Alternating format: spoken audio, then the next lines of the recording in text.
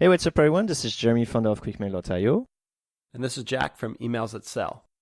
In this episode, Jack and I are going to chat about what's been working lately in cold emails. This is more of a conversational type episode, and you'll get a chance to hear a few stories that are super relevant to building successful cold email campaigns. We're going to talk about cars, diamonds, and how to use an invite to a podcast to grow your network without even attending the podcast itself.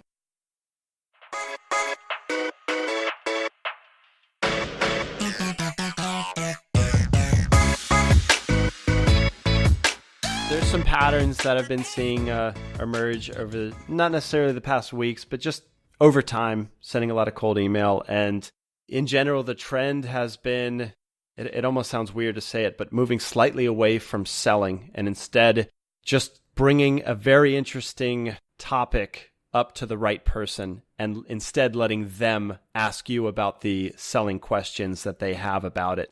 It would almost be like if I wanted to start some kind of a car washing company and I knew that you had a car, I knew that you were in my neighborhood. One option would be to just send you a message and say, hey, let me wash your car. But a lot of times we have our defenses up. We're going to say, hey, my car's fine. It's not dirty. I would never drive a dirty car. I'm not that kind of person. No thanks, pal. Go to hell kind of message. Yeah, exactly. Or instead, if I took a different path in another way, if I said like, hey, I saw you driving a newer model Tesla. It's a great looking car. Is it easy to keep it maintained, looking good?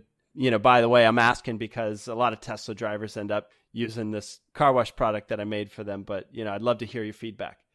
I don't know why, but those replies 9 times out of 10 will say, hey, you know what? Actually, it is a pain. Can you tell me a little bit more?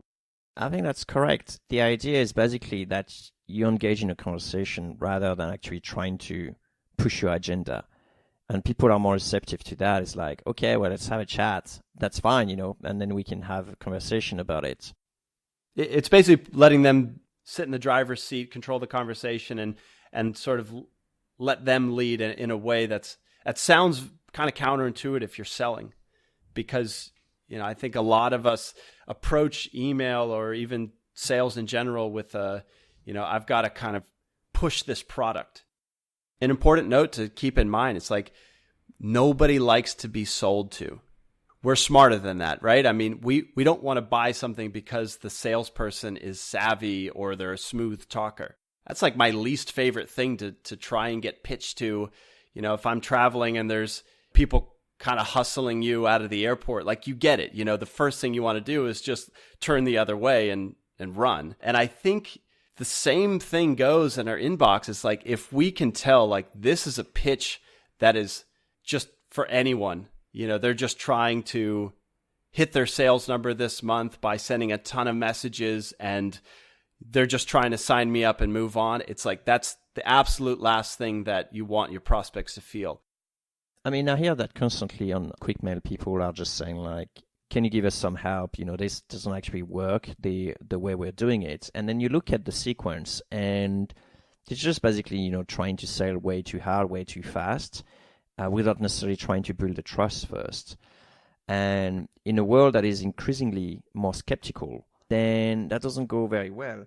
I mean, people are very receptive to, okay, we need to just open a conversation, which goes great.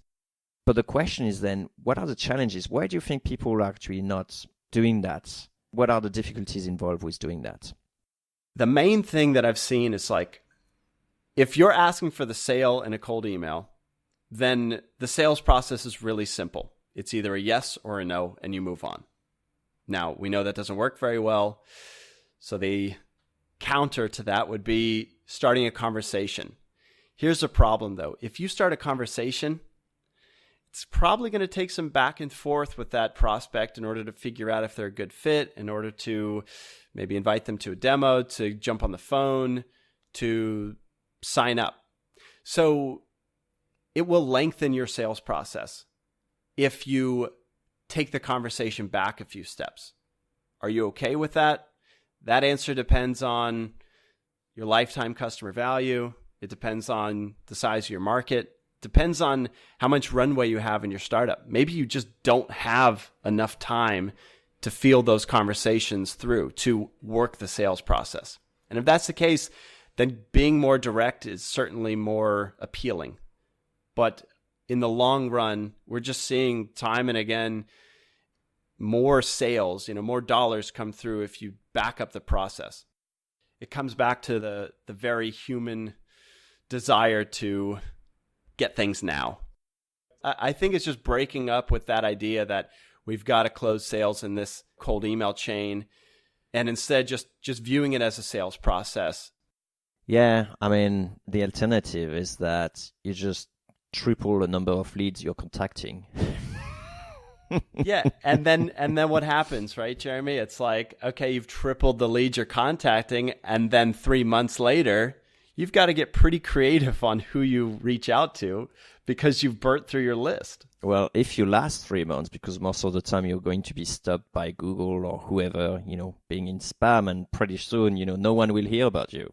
I'll just get a new domain name, Jeremy. But again, it doesn't matter what business you're in. You've got a finite number of prospects you can go after. That's it. At a certain point, you've got to recontact old leads or shift to appeal to a different market. So increasing volume is a short-term fix for a poor sales process behind it, for poor targeting, whatever you want to call it. It's not going to help you out 6, 8, 10 months down the road. How do we make it easier to start a conversation? Asking questions. I love asking questions in my cold emails that don't have anything to do with whether or not they want to buy my product or service that I'm promoting, I guess.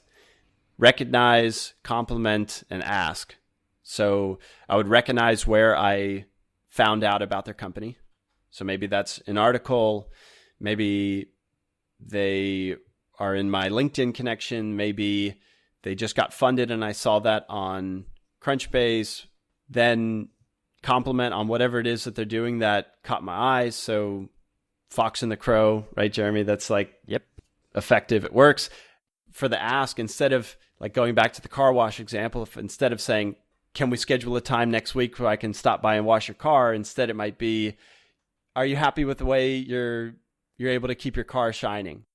I actually use that constantly myself. I'm always approaching it from a very curious eye without necessarily trying to sell. So, for example, when people, cold email me with a competitor, instead of like going, straight and say, oh, you should use QuickMail, we do that so much better, whatever kind of thing. I just simply ask them, I just reply and say, hey, how's that competitor X been working out for you? Just curious. That's it. And very often I have some very interesting conversation. They tell me, oh yeah, it's been working great for us, or no, it hasn't because of X and Y. And I make a point to sort of like answer all the time. If they say that's been working great for them, I just ask them, what's the favorite feature you have about this tool, or what is actually making your life easier? So I get some, information out of that. That's a great question. But if you had said, oh, you should switch for these 5 reasons, they'd be like, yeah, I'm not even here. I'm just delete and on with my day. Taking that a step further, when people request, let's say somebody responds to an email saying, hey, I'm interested, send me some more info. So a lot of times, I think the natural tendency is say, sure, here's a slide deck, or sure, here's a link to a blog post where I dive into it. But what I'm finding is like a much better response to that is, great, glad to help. Just one thing before I get back to you, so I can make sure I can provide some really relevant details for you. And then I'll just ask one clarifying question. And when they reply to it, then I sort of curate the information I send over to them so it's specific for exactly what their needs are. And then the beauty behind that too is like you've got a little bit more info on what they really want to buy once they get back to you on that. So you know how to sell to them, and it sort of just greases the whole process so it's easier. Even if somebody requests some more info on what you got, I don't think they want to tear through a 20-slide presentation that you attach in your next email. I'm not sure that's what we really want. So it all just comes down to just getting that prospect what they need at that time. And it's just kind of hard to do that if you don't ask questions. So I tested a kind of a weird, almost a bad idea to test, but I wanted to see if it worked. And I was very surprised at what happened. I tested a step with nothing in it, and I just fired it off to a segment. Hold on, you mean like an empty email? It was a completely empty email that was scheduled to go. I mean, I didn't think it would work, but again, like you never know, right? So I sent off a batch of it, and it did even better than some of the follow-ups that I had worked months on. I can't tell you why exactly, but... Was that the first touch? It was the second touch. But anyways, I mean, I'm not saying that's the magic formula there, but I am saying two things. One, test stuff out because you don't know. And two, there is a bit of magic that goes into following up with people, even if there's nothing said, which I hate those kinds of bump emails that don't add to the conversation. I always preach against it. But hold on a second. So that was actually a bump email. That is like you actually added nothing more, but it included the previous email, right? Correct. Yeah, that's going against what I've been preaching. It's like I always try and add something new to the conversation, but just open my eyes again to we don't really know, and following up is so important. It just shows you that it's not necessarily the content in that follow-up email that works all the time. Instead, it could just be getting back to the top of the plate so that they could think about it and decide to respond or not again. You know, that could be simply all it takes sometimes. One other thing too is like when you experiment, just be a little bit bold with your variations. We've talked about this before, but go beyond changing the call to action or the intro. Take it a couple steps further and just rewrite the whole email and take it a different direction, pitch a different benefit, ask a different question. Just try things that are radically different, and I think it'll move you along the right direction faster. I was invited to come to join a podcast as a guest. And what I decided to do is, rather than actually saying, yes, I'm going to go, I actually decided to use that as a sort of like stepping stone and excuse to actually contact all the previous guests on the show. So I hired a VA. The VA actually went through the 100 last episodes of that person and compiling all the details of all the guests invited. And I just contacted them and just say, hey, I've been invited to the same show as you were. Just wanted to get your feedback on it. Would you do it again? What did you think of it? And, something very, very small ask kind of thing. And because I built the bridges, like, hey, we're in the same group, they were willing to reply. And I had like great reply rates, and that started like great conversation. Now, the lesson here is they were interesting because they were in the same group that I was in, so I'm interested in connecting with other founders and understanding, just basically building my network and getting to know a bit more interesting people. So that worked very well. For me, the takeaway is if you can find the in-group that you share with the people you want to contact, getting a reply becomes very easy. The fact that you were invited to this podcast, just like all those other invitees, podcast interviewees, then that was almost the hard work. Once you had built that list or found that connection, things got easy. So for me, the big problem, the big challenge that a cold emailer needs to tackle is how can we relate to this group? And even better, which groups do we relate to right away so that we can find the lowest hanging fruit and start getting some, really healthy reply rates out of the gate. What's interesting about the story as well is that sometimes you have opportunities and you just jump on it and then just try to figure out how this actually can connect and leads you to a better opportunity. So you sort of like try to leverage on the first opportunity. So first opportunity, I've been invited to a podcast that is a big one. And rather than just saying yes and then just acting on that opportunity, I actually leverage this opportunity to open me more doors. A perfect cold email example is if you're starting a company. Nobody starts a company with IBM as their client most of the time. You sort of work your way up through bigger and bigger clients. And once you land these sort of household names as clients, or even just, larger and larger companies, add those into your cold emails for social proof. Leverage the deals you've gotten to get some more bigger deals. one final thing from me, and then I'm done. My wife and I are in Cape Town, and they have a diamond museum here. So it was one of the higher rated stuff to do in town. So we checked it out this morning, and it was really cool. They kind of gave you a history of where diamonds come from, how they mine them. You know, the first person to use a diamond to propose marriage, and kind of the story of how it went. And I'm not so into that stuff, but it was fascinating a little bit.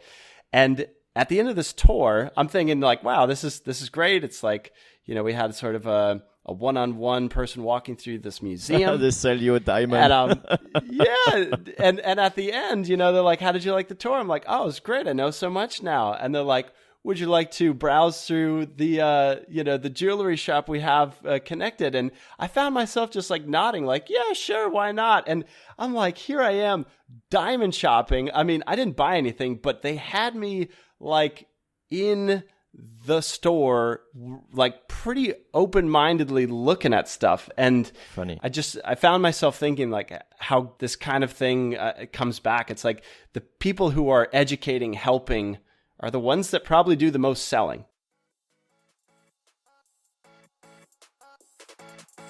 All right, so in this cast, we talked about first how nobody opens their inbox hoping for an infomercial type email to buy from. So take a step back and ask yourself, what questions could you ask to start the sales process instead? Next, boldly test your sequences. Try wildly different email variations so you can push up your response rates fast. And finally, we talked about finding ways to build bridges between you and your prospects so you can shortcut your way to double-digit reply rates. Hey, cold emailer. Yeah, you. If you got some value from this episode, give us a high five by sharing a 2-sentence review on iTunes. Or Stitcher or TuneIn. That works too. It's a quick way to help other growth-minded folks like us find this podcast. So they can send awesome emails. And make everyone's inbox a better place. Thanks.